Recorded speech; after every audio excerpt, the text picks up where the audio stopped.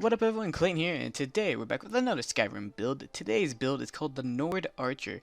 This build was suggested by Kameruski888, and this is more of a role-playing build. You can pick between a Nord female or male. I decided to do female since I don't really make very many female builds, and it doesn't matter. You can keep a male if you want, and make it female, as long as it's Nord because it is called the Nord Archer. Kameruski even has some backstory for this build, so let's go ahead and get started with that first. She was a girl growing up as a hunter with her mother. Her father was in the Great War at the time. After the Great War, they found out her father died. This made her hate the elves, and whenever she sees elves, she gets really angry about it. During the Civil War, she was trying to find a plant to heal her mom because her mom was dying from a disease. On a search for this plant to heal her mother, she found the Stormcloaks in a brawl with the Imperials and decided to help Ulfric against the Imperials. This was the ambush that eventually led them all to Helgen, where they escaped.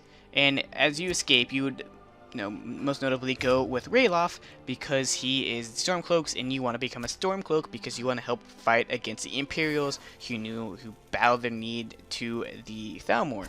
So that's kind of the backstory. You're going to be really sympathetic with the Stormcloaks, even if they are racist. You hate the elves, so you want to back up the people who help you destroy the elves that killed your father. So that's kind of the build that we're going for right now. You're role-playing pretty much an elf hater, and it could be kind of called a Stormcloak build, but it's more focused on archery. But let's go ahead and get to the perks right here.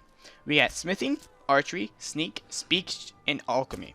So for smithing, you'll be using a bow, so you definitely want to make sure you can improve your bow ×2, as well as you can make arrows of your choice when you get the smithing high enough.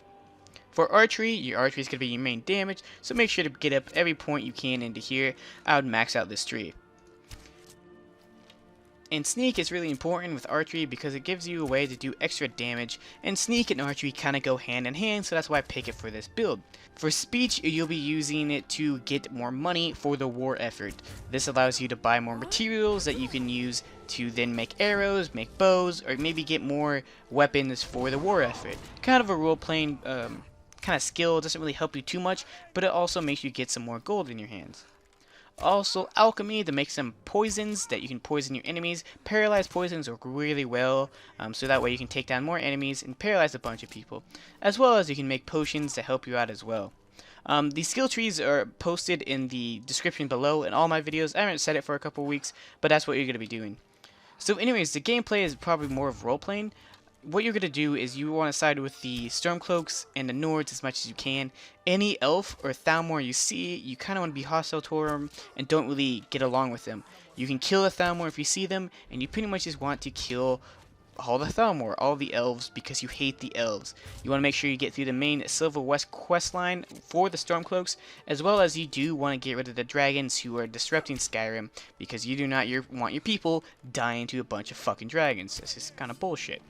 Anyways, let's go ahead and talk about the weapon and armor. So for the weapon, I decided to use a Nordic bow with Nordic arrows. If you do not have the DLC, which this is included, and which is the Dragonborn DLC, go ahead and use any other bow you really want. It doesn't really matter, but for role-playing, I'll probably pick a Nordic bow, or maybe Stalrim, since those are kind of Nordic related. With the armor set, it's kind of a weird one, but this is what the armor set that the suggester decided to put, and it does look okay. So we have the Werewolf Hide, which you get from a quest you can get in Falkreath, where you kill Sinding for her scene. It's kind of a danger quest. And then we have Nordic Gauntlets and Nordic Boots you can get. If you do not have the DLC, pick up another pair of heavy armor. There's not really an armor set you really use, because you kind of use light armor, heavy armor, and a whole bunch of other stuff. And for the headpiece, use a thief hood. It looks really cool actually with the woman, I guess you could say. I'm not really sure with the male how well it looks, but I think it looks really cool, and this could possibly be kind of a new armor set, kind of a little bit different because you have different pieces. For shouts, there's a bunch of shouts you can use, but for me I use Call of Valor, which allows you to summon a person to come help you.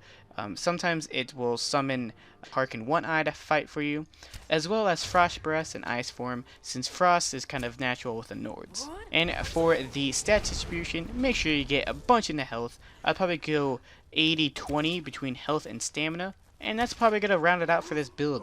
So hope you guys enjoyed this build. It's more of a role-playing build, and you guys kind of have to play like that. There's not really much to the build, but I enjoy it, and I think it was pretty fun.